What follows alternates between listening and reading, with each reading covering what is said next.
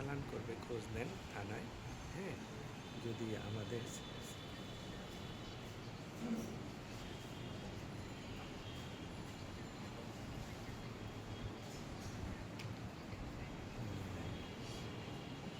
আমার মনে হয় ওরা ওই স্পেশাল কোর্ট যদি ওইখানে না রাখে, সিএমএম কোর্টেই করে নিয়ে আসবে। সিএমএম কোর্টে স্পেশাল কোর্ট বসে, বুঝছেন? ওরা লালবাগ মানে বুঝাচ্ছে ওই লালবাগ, আসলে সিএমএম কোর্টে যে লালবাগ আরেকটা আছে, ওটা তো ওরা বুঝতেছে।